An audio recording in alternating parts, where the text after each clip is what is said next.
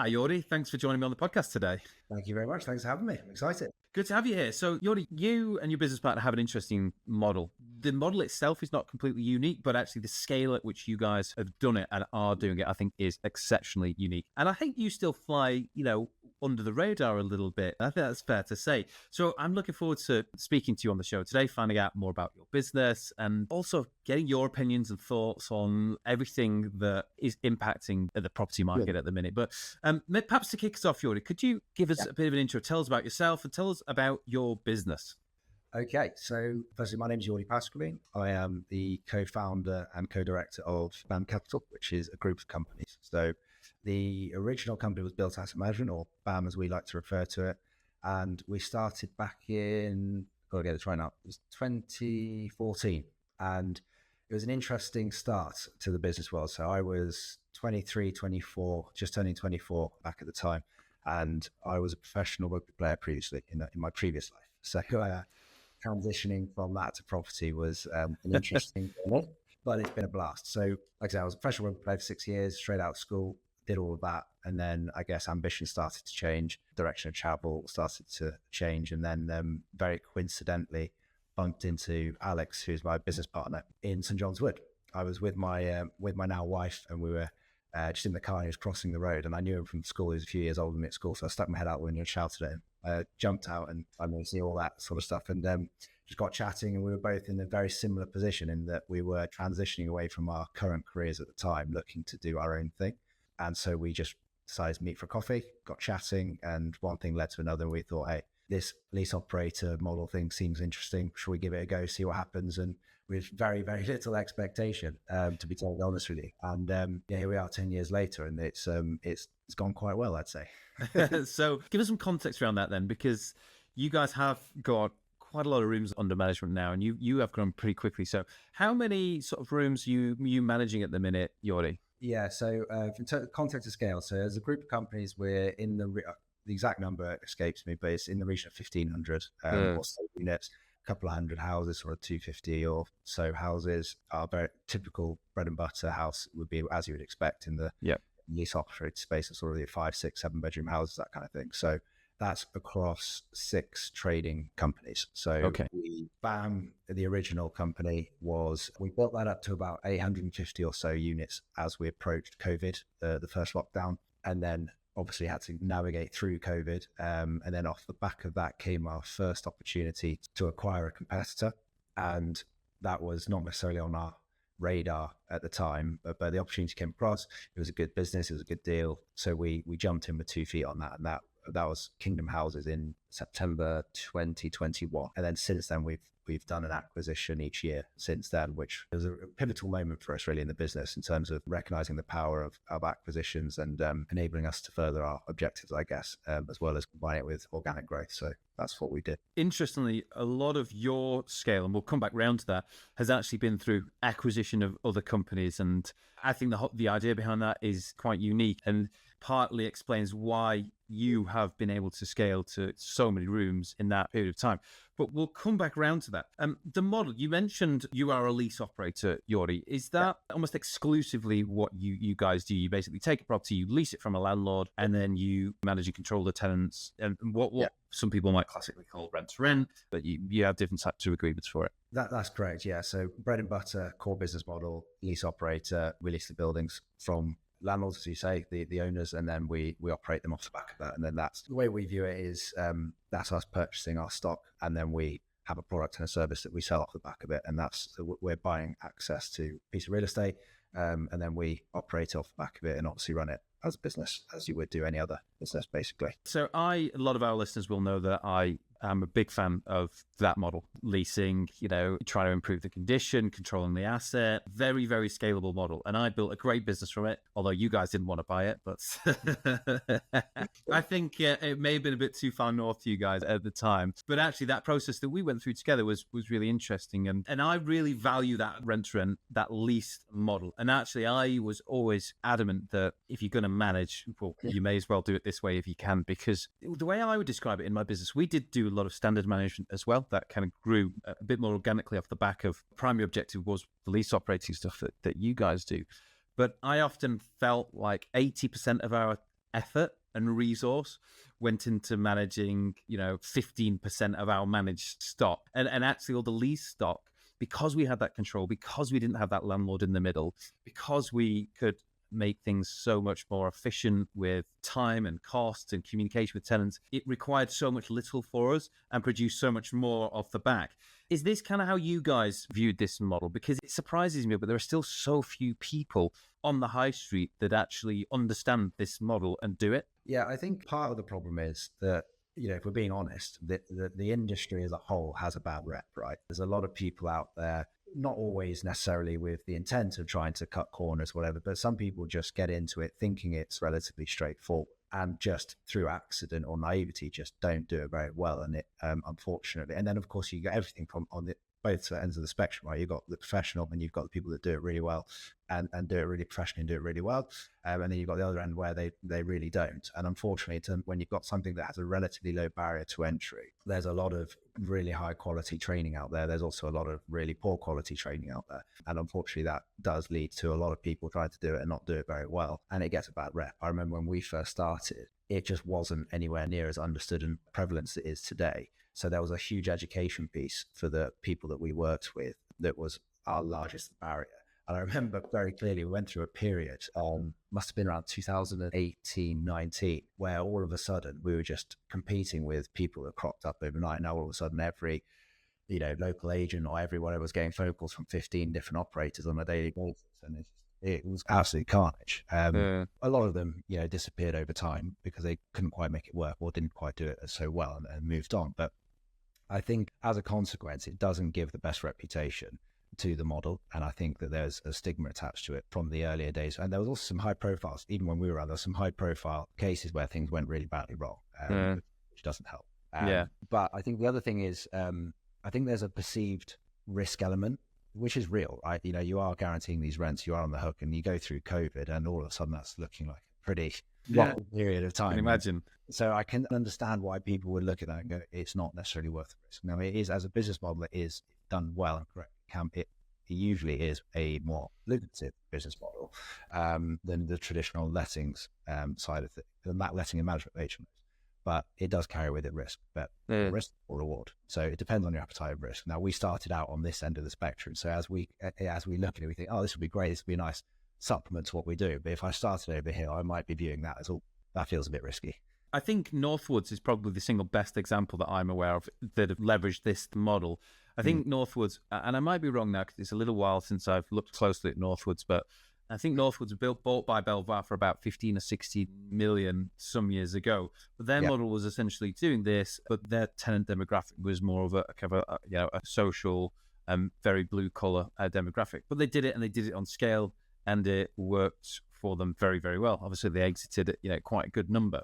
But I agree with everything that you said, and I still think that cloud of lingers over the entire model, the strategy. There's somebody on Instagram, I can't help watch his videos, but it is awful. It's just a guy who cold calls landlords and tries to convince him to let him lease or rent the property. And it's just such a good example for so many reasons why there is such a stigma attached to it. However, my caveat to that would be, and I think this is exactly what you guys saw, that presents a huge opportunity, because if you can be that 1% that does it really well and sticks to it, actually there's very few people that can compete with you at that sort of level. Was that something that you identified early on, and did you put a lot of your sort of effort and resource into making sure that you guys did do it properly? Yeah, 100%. I mean, what's interesting, so a piece of the story at the beginning actually that I haven't said was when we started this business, we didn't have the intention of growing it at all to any significant scale.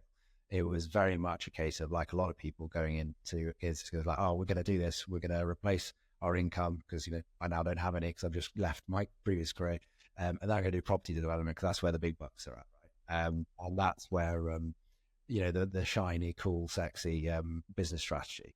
Basically, what happened was we started going. It took a year to get like our first 7 properties or something like that, and then we'd reconvene and say, right, how do we get to, I think 30 properties was the goal at the time, to be able to sustainably, pay ourselves a sensible amount of money to live and all that kind of stuff. And what happened was, as the business grew, we just kept moving that goalpost further and further backwards. And at one point, the penny dropped and we said, okay, hang on a second. This actually is quite a good business. It is profitable. It does feel as though it can be scalable, despite my initial preconceived notions that it couldn't be scaled to any significance. And internally, it took a long time to battle with that and recognize that actually, no, I can hire lettings people to let these things. It doesn't just have to be me. We can hire people to get out there and source properties for us and bring them into group orders. It is possible, just like any other businesses. And once we realized that, that was then when we really saw this significant explosion in growth. And then we had probably a 3-year run up to COVID where we were really going for it. We had a really great team, and I think we were acquiring something like 6 properties a month on average for like a 3-year period. And that's where we saw the significant growth up until COVID. And that's when things slowed down for a period of time and then kicked on again. But that was the biggest mindset shift, is really recognizing that this is no different to if done correctly, it is no different to any other business. We buy access. It's just not, think of just like, we very much stay away from rent to rent because we do things with it invokes certain negative connotations and it invokes a certain view on the business and how it's run. We don't view it. We intentionally are lease operators. We do that for a very good reason. When you look at airline companies, they lease the planes often, and or you look at hoteliers, a lot of them lease the hotel and then they operate them. We're no different. We buy access to our stock and then we operate them, and we treat it very much like a business and try to do things properly. And that's how we try and differentiate ourselves. It's really interesting to hear you talk about how your mindset changed in the business. And I've seen a lot of people try and build these sorts of businesses, get to a certain point and then give up because the results didn't come quickly enough. And often I have felt like that is small-mindedness, and its inability to see beyond the immediate sacrifices and compromises and struggles, and actually not put certain things in place, not to take certain actions and do certain things to actually serve you in the bigger picture. And I guess some examples of that for me when I was building my business were looking very differently at finance. One of the things that we did to grow our business very sort of aggressively early on was raise a lot of finance to do it. But taking on debt finance was always going to be a bit tricky, so we sold a little bit of equity. Not right for everybody. And would I do it in the same way if I did it all over again? I'm not too sure. But my shift focused very much from the detail and trying to bring the next property on to actually how can we bring on the next 10, the next 20, the next 50, the next 100 properties. And also where I spent my time, I found that I was much more effective networking with people that eventually opened doors and brought opportunities. What sort of things did you guys do, Jordi, that when you had that sort of change in mindset that actually brought different results? I'm quite a logical person. Generally speaking, I like to try and tackle things through process and logic. To be honest with you, I speak to a reasonable number of different business owners and entrepreneurs and stuff, and so it's really interesting to see the different skill sets amongst them. Some people, like the high energy visionary and operate a lot of instinct and emotion. When I'm a little bit on the other side, which is much more about a plan and a process and logic. So the way we approached it was very much, like I said, we'd set the objectives and we'd break it down. How did we get to our first 10? What worked? And can that help us get to the next 30? And we broke it down and we set ourselves, actionable tasks, basically. And what was interesting is as you grow, those challenges and what got you from 0 to 10 and from 10 to 30 might be very similar, but then getting from 30 to 100 is not often the same process, or it's not necessarily the exact same thing. It might be similar things, but done in a different way.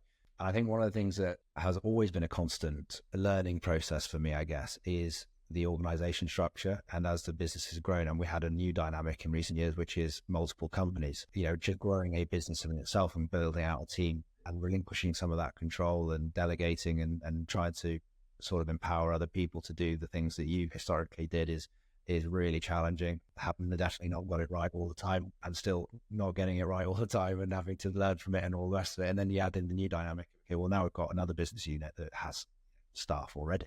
Do we integrate it? Do we leave them to it? And all that kind of stuff. And so it's been an interesting process, but as I say, that my approach has often been very much a case of, right, where do we want to get to? And then I usually try and just work it backwards, try and break things down. And I think one of the best bits of advice I've received when planning and assessing all of that sort of stuff is very much that just start blank piece of paper again, look at what it is you're trying to build, and then build it from a blank canvas and then see, well, where are you today versus that? And do the people have the right, if you've got the right bums on seats, as I refer to it, which is, have you got the right people doing the right roles and for the right tasks to be able to get you to this optimal structure? And if not, then you can start systematically changing and tweaking and amending and so on. So yeah, that's been the way we've tackled it.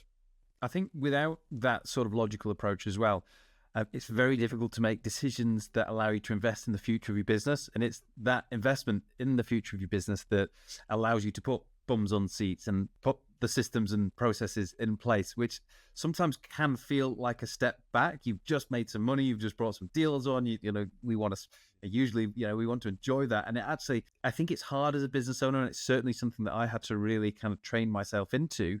Coming out of a job and a professional career, you get your paycheck at the end of the month, and you know, really, you maybe might save a little bit, but you generally spend everything else. And that's kind of the point of it. And actually running a business, it's really quite different. The priority, if you want to grow, really does have to be reinvesting. And I try to explain this to people regularly.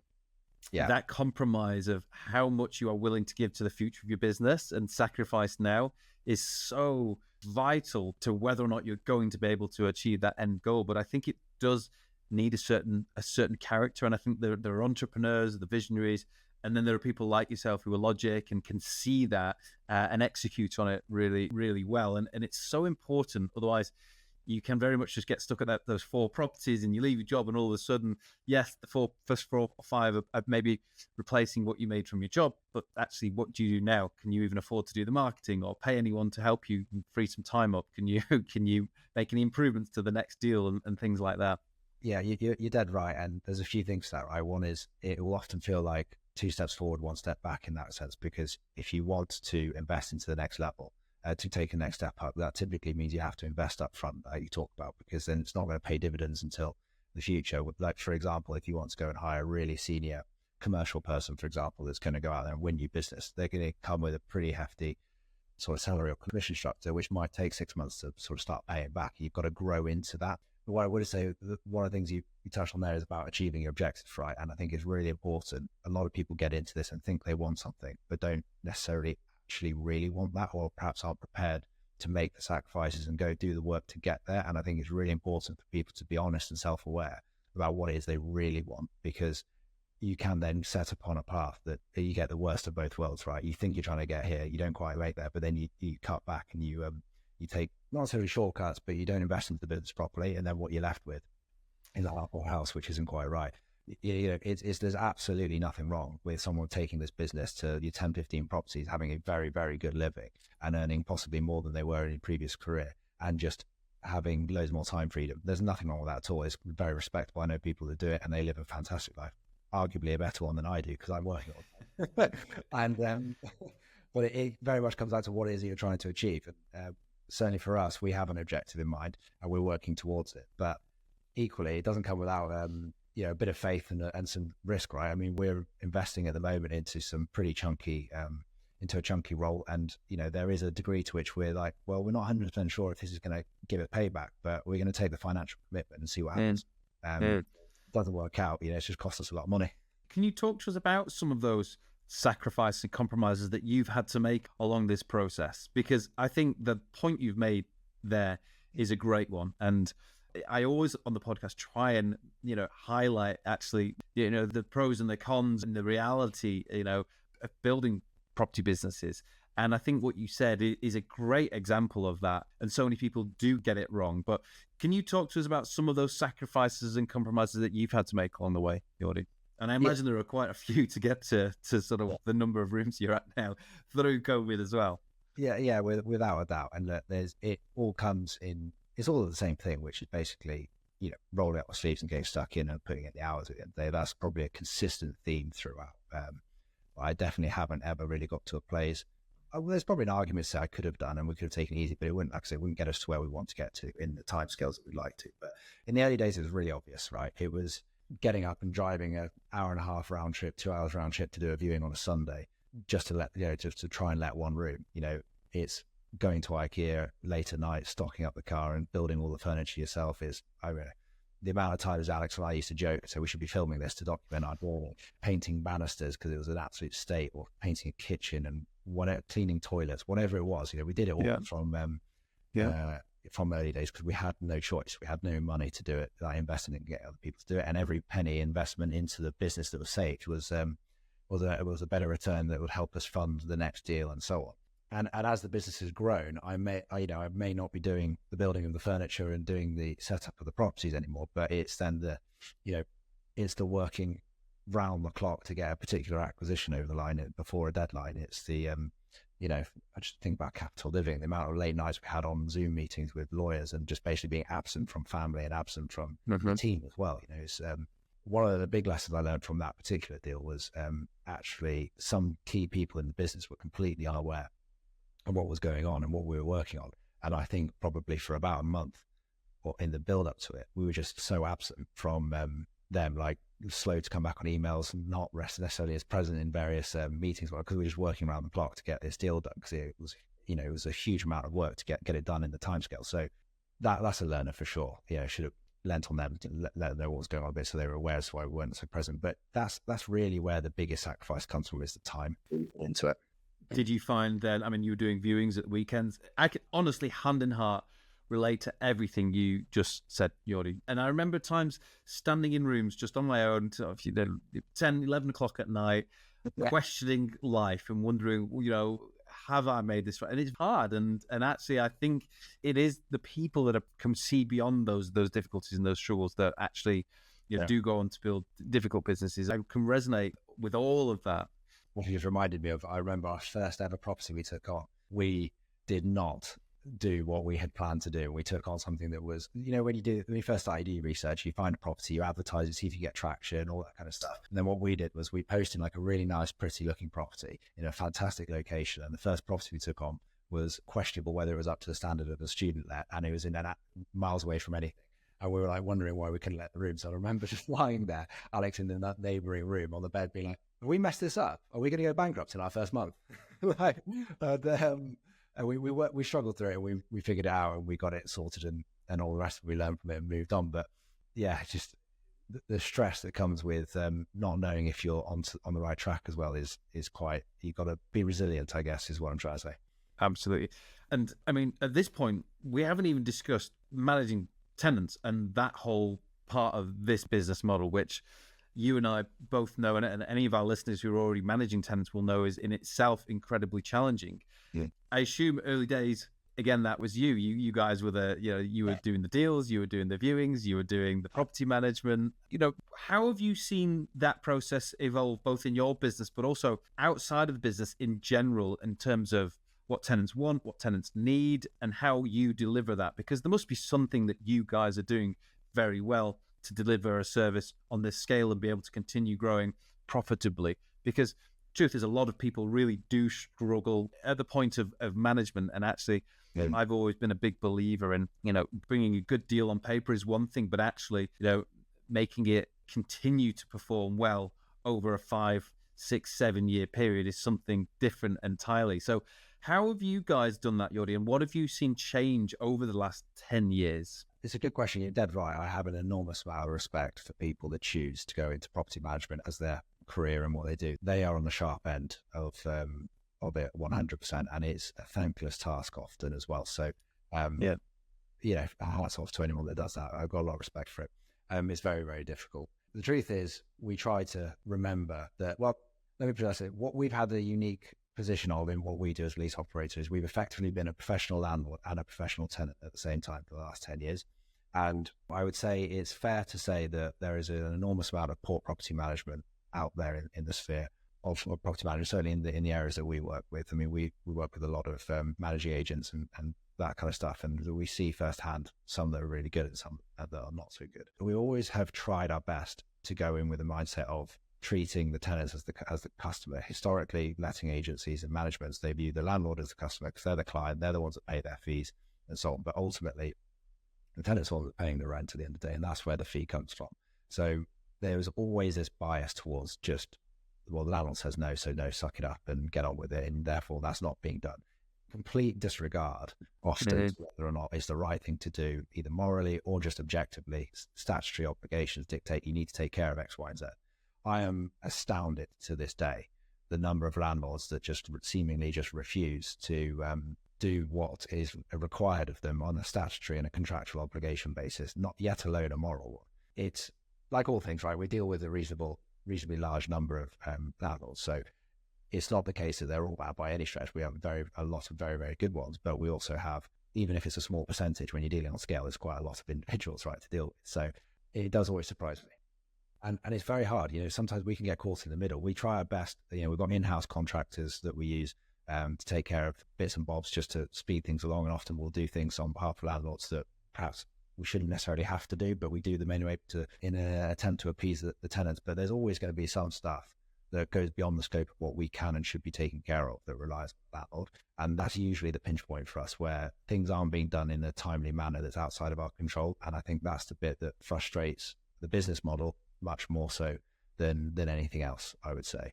And generally, then as a consequence, obviously your tenants can rightly so get up in arms about delays and what have you. And it's just constantly about just trying to have a very good rapport and relationship with tenants, speak to them, help them reason, try and reason with them. These are the things that we're doing. This is what we're allowed to do legally. And these are the steps we're going to take to push this along. We don't always get it right, obviously. But at least there is definitely a willingness and a desire to try and deliver something that could be viewed as quality property management, at least. And I think that's the key difference. I think a lot of people in property management don't view that as a service to take pride in and do well. And a lot of people just think it's an unfortunate necessity to running the property, as opposed to something that they should take pride in trying to do well. Yeah, I agree with all of that. And it's interesting because there are some things that we can do and we don't always actually know whether or not it's the right thing to do. So I'll give you an example, actually, of something in my portfolio at the minute. An unfortunate sequence of events has meant that in one of my properties with 6 students, 3 girls, 3 boys, they currently don't have any hot water or the ability to shower. Now, as a general rule of thumb, I've always installed some electric showers in my HMOs as a backup if the boiler goes down. In this particular property, the shower trap under an electric shower has broken and is leaking into a bedroom, and it's a sunken shower tray, which is very difficult to access the waste. So actually the tray's all got to come up. It's actually quite a big job. At the same time, the boiler is broken and they can't use the other shower. And this is one of those things where, understandably for tenants, it's both frustrating and actually practically quite challenging. If it's for a day or two, they can probably manage. I think they're reasonable enough to kind of make do. But how do we know that it's just going to be a couple of days? Well, at the minute, actually, this happened on Friday. The first opportunity to get somebody around and assess the boiler properly was yesterday, which, lo and behold, needed a load of parts that then need to come in and be fitted. And with no guarantee of when that is actually going to get done, despite the fact we've probably done it all as quickly as possible. The shower tray all needs tearing up, and that's a body of work that's in motion as well. And it's difficult to know whether or what to do for the tenants that will get to the resolution as quickly and as efficiently as possible. It could actually be that tomorrow the boiler is repaired and everything's fine. It could be that we throw everything at getting the shower tray up and do everything. Maybe in the end, what we should do is actually just get a new boiler installed, and it would probably take 24 hours. And it's very difficult. And I have found that whilst there isn't always a perfect solution to some of the scenarios that do present, the one thing that I think can resolve almost any issue is really, really, really good communication with tenants. And I think it's a little bit like the Uber thing, right? Uber, just a taxi service, but what they did was allow you to see where your taxi was while you were waiting. And they did loads of studies, and Google have looked at this as well. And actually, that experience of just, even if you're waiting just as long, but that experience of and that communication of why you're waiting and where it is in the process makes all the difference. And that's the sort of thing that we really tried to apply to our business and our tenants. And it had a game-changing result, quite frankly. It reduced the number of serious complaints that we would get. It reduced the number of phone calls we would get from very upset guarantors and parents. And you'll know that's a challenge in itself. And actually, it helped build much stronger relationships. And the next time something went wrong, we hadn't already upset the tenants, and we'd maintained a good relationship with them, which made the next issue easier to deal with. Whereas actually the opposite can sometimes be the case. If tenants move in, they have a bad experience, the next thing crops up and all of a sudden it goes from 0 to 100 really quickly because you've already frustrated them in the past. So that was something that we realized and we've really tried to prioritize. And that's certainly a good piece of advice that I would give to anybody managing tenants and managing properties. What other advice would you share, Jordi, for anyone either managing a small or a large portfolio? What sort of tips and tricks have you picked up along the way that you think could really enhance the way, I suppose, the tenant sort of satisfaction, maybe profitability in their business, maybe even landlord well-being? Well, no, I think you hit the nail on the communication piece first. Funnily enough, that Uber example you gave is exactly the same example I gave in the speech to the HMO Awards 2 years ago. It was it's nail on the head. If you can, unfortunately, I don't think the tech's quite there yet to have it automated where they can see exactly what you're doing and the stage process. But I do think that goes an enormously long way in alleviating the frustration, just that not knowing what's happening and what's going on. And I think that don't be shy, pick up the phone is what I would say. So many problems can be solved with just a good two-way conversation. Sometimes email, the tone of an email can come across, if it's read in the wrong way or unintended way, can just set someone off. So it's not always about what you say, it's also about how you say it is a key thing that we always talk about. Because one of the things you asked me was about how we've seen things changed from the property management sector over the years. I think that one of the key things that we have seen change is, I guess I can only refer to as expectations as well, now, in terms of the expectations of what a landlord should or shouldn't be doing for them. And I would say that it's the standards and the expectations have definitely crept up over time, and often for good reason, without question, and often, but in some cases, can take it a little bit too far in terms of what they expect to be done for them. And I think that sometimes being able to tell someone, actually, no, that's something that you need to take care of, something relatively trivial like changing a light bulb, say. So it's one thing to tell them that, but it's other things about how you communicate that. And I think the way in which you communicate is as important, if not more important, than actually just communicating as a matter of fact. And I think that's really important to keep all the tenants happy as well, because you can be saying no to someone, but doing it in such a way that still fosters a positive relationship rather than just saying yes all the time. And even just saying yes, some people can rub people up the wrong way if you do it the wrong way. So how you communicate as well is really important. Definitely. Well, I think the immediacy, the expectation of the immediacy that things can be done has been one of the biggest challenges that we saw. And one of the ways that we tried to manage that was actually setting, like you said, very clear expectations from the outset. And that would be right down to actually what our sort of expected and reasonable maintenance response timeframes would be: urgent, emergency stuff, non-urgent stuff, and just being able to refer to something like that to say, look, we give you all this information. Here's just a little reminder. We are doing our best. We will, this is where we're currently at with it. Yeah. But please try and work with us on this. And we found that really helps as well. On that point, actually, and it's a really good one, we went through a period when we went through the high growth period of organic growth and onboarding loads of properties really quickly. One of the things that we found is your first impressions with a tenant is vital, because if you get off to a bad foot, that usually sours things to the point where they're then frustrated or exasperated with legitimate issues that come down the line. And it's usually not taken with any grace or without giving any leniency and understanding to your time and effort that's going into resolving it. And what we found is when we were onboarding new properties into the group is that it's the first time we've operated them, first time we've come into that property, and lo and behold, there are a few things that are unknown to us in terms of whether it's maintenance, something not quite working right, get people moving in, and then they're immediately reporting issues. So one of the key things that we implemented quite early on we've got a very detailed check-in sort of checklist of things to check, and we literally go around, turn everything on, turn everything off, try everything as best as possible, take serial numbers of all the appliances so that if it does go down, we immediately know what it is and all the rest of it. It's putting that effort up front has saved us an enormous amount of headaches where we've then caught something early on. We go to a landlord on basically day 2, say, look, listen, we've got these issues, we can resolve X, Y, and Z, no problem, we'll just take care of it, don't worry about it. But we have discovered X, Y, and Z that's not quite working that we do need to get sorted sooner rather than later, because we're about to have people moving in, and if it's not working, or either soon or quickly, it's going to be going to cause a problem. We don't want to get off on the wrong foot. Absolutely. So that was one thing that we implemented as well that has helped. This has been a really interesting conversation about management and about how to build a good HMO business, whether this stuff I think is personal, whether it's an owned business, whether it's a lease operating business or another type of management service. And I do strongly feel that getting this stuff right is kind of 90% of getting HMO businesses right. But just before we wrap up, I'm keen to get your thoughts as someone who's operating a large business in this space of the challenges ahead. It seems to be that we're potentially staring down the barrel of some difficult times as landlords and property managers. Like anything, challenges can present opportunities. But how are you guys sort of approaching this at the minute, Jordi? And what advice or maybe words of comfort could you share with our listeners at the minute, if any?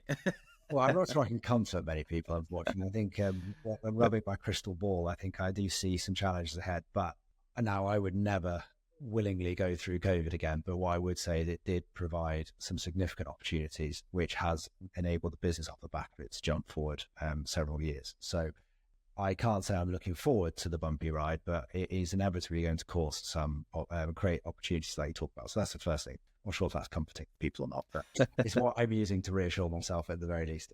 I think it's a really interesting one. I think we are headed for some significant changes. Obviously, the largest reform of any piece of legislation in our space for 20 plus years, I think it is, and it's going to cause some turmoil. Some people are going to really struggle, and others are, everyone's going to have the challenges, but it will create an environment where some people can thrive as well. I think the interesting dynamic, I've seen a number of people talk about and publish a few articles and opinions on the challenges specifically to lease operators and the view of it making it more risky and that kind of stuff.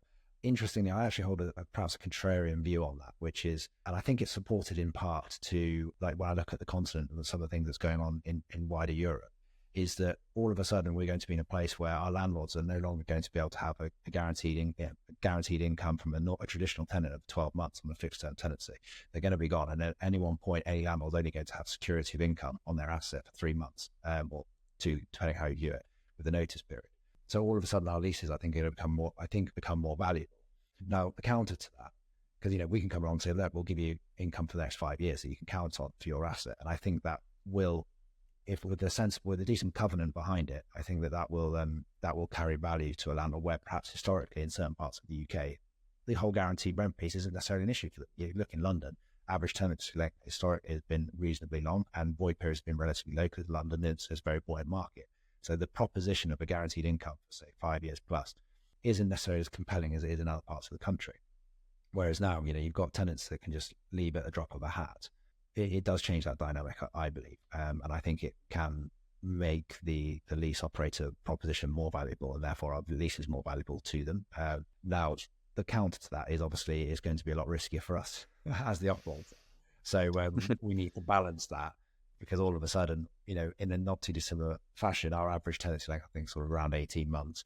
We generally speaking do tenancy management to ensure that people are renewing into fixed terms. Now, all of a sudden, we might have sort of 1,500 tenants that could all hand in a notice at any one time. That does carry with it an inherent risk. So, yeah, there's going to be balancing those two. So, an opportunity on one hand, but there will be more risk to it.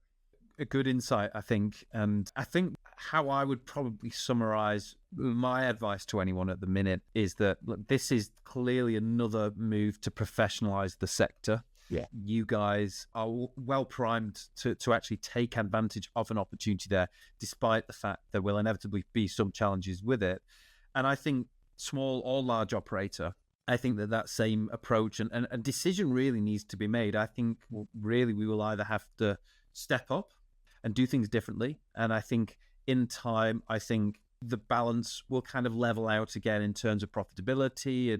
I think ultimately the tenants will pay for these challenges. But I think that the other decision is either to step down. And I think there are a lot of people that will step down. Now that itself presents opportunities. It means people might choose to operate their property differently, like you highlighted.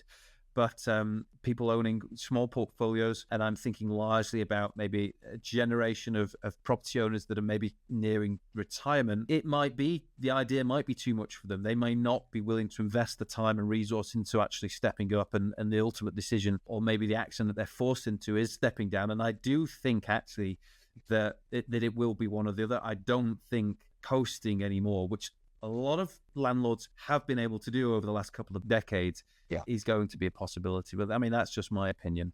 I completely agree with that. I think that the other thing to add on to that is as regulation has got tighter, And I wouldn't necessarily the regulations got tighter and tighter, but for example, you see now more and more boroughs bringing out additional licensing, selective licensing, and so on, that historically normal properties would never have been affected by. So it's not necessarily tightening the legislation and the requirements, is more just making those where it is more stringent, widespread. And I think the notion that you can be a relatively passive landlord these days is gone. And I think that you have to be on top of it, even if you're working with a trusted agent that seemingly is up to date with all the latest developments and changes in legislation and licensing schemes in the local areas and so on. It just requires you to be much more on it, because it is getting harder and harder to navigate. And enforcement is becoming more and more prevalent as well, where people have often through naivety just missed something and wasn't aware of something. And it wasn't necessarily because they're intentionally neglecting it. It might be as simple as just didn't realize they were supposed to have a selective license, because why would you think that of a 2-bedroom flat sort of thing? It's they could easily have gone missed for someone. So I think, I think the landscape's changing such where being a passive landlord with a couple of properties is just, you've got to question, is it worth it? Well, I'm not sure whether we've helped or comforted anyone at all, but at least we've addressed the elephant in the room. And look, like anything, I'm sure there are ways through this. I'm sure it probably seems now worse than it will be, but I think there are definitely some very proactive decisions that we need to make as property owners, especially in our space. But Jordi, it's been an absolute pleasure to have you on the show. I've been looking forward to having this conversation for a long, long time. I'm certainly looking forward to catching up with you next and seeing where you're at, because you guys are on quite an impressive trajectory. For anyone listening today, perhaps anyone sitting on a business that they're maybe thinking it's time for them to move on, how best can they contact you? Yeah, good shout. I don't think I've got too many people out there with the same name as me, so probably LinkedIn search will find me pretty quickly. So just find me on LinkedIn, hit me up on a message or connect, no problem at all. And happy to chat as well. I speak to quite a few people who just want a bit of advice. I'm always willing to talk to people. I find it enjoyable, to be honest, to speak to other business owners, hear their challenges and what have you. So yeah, I'm more happy to speak to people if they want to reach out and have a chat. Fantastic. Well, thank you again, Jordi, and wishing you and Alex all the best luck for the future, and look forward to catching up with you again soon. No worries, and thank you for having me. It's been a pleasure, and looking forward to seeing how it all plays out over the next 12 months, I guess. Thanks, Jordi.